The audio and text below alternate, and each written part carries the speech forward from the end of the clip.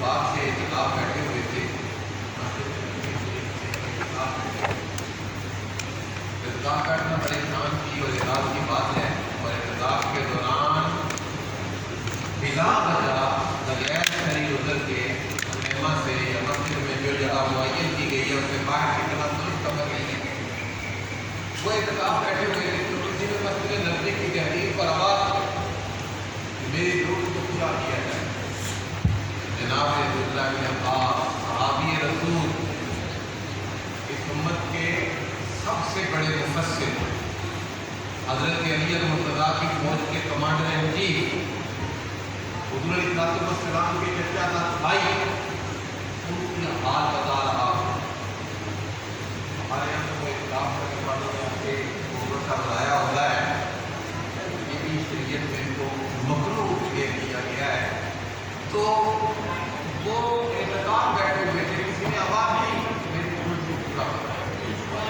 وہ اعتکاف ہو کر باہر نکلے، لوگوں نے چھوڑ ڈالا. اے صحابی رسول، آپ تو بول سکتے تھے، اور اعتکاف کے حال میں باہر نکلنا درست نہیں ہے.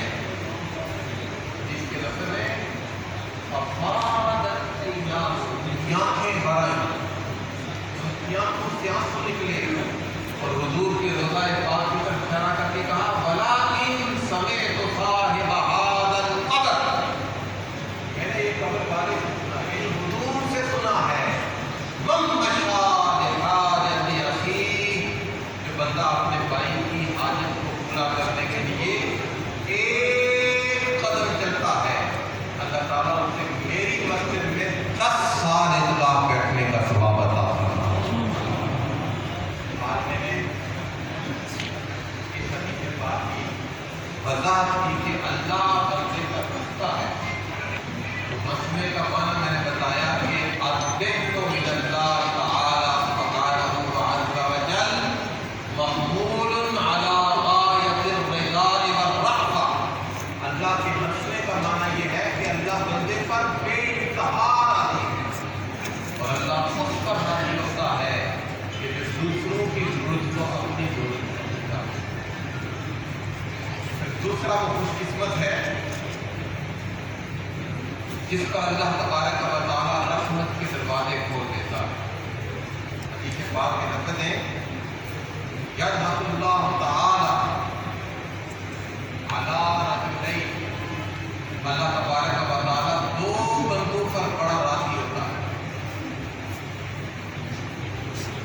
ضاحکہ یضحک، اس کا معنی ہنسنا ہوتا ہے. تبسم یتبسم تبسم، اس کا معنی مسکرانا ہوتا ہے. ہنسنے میں دانت نظر آتے ہیں. اللہ ان دونوں چیزوں سے پاک ہے. حدیث کا معنی یہ ہے کہ اللہ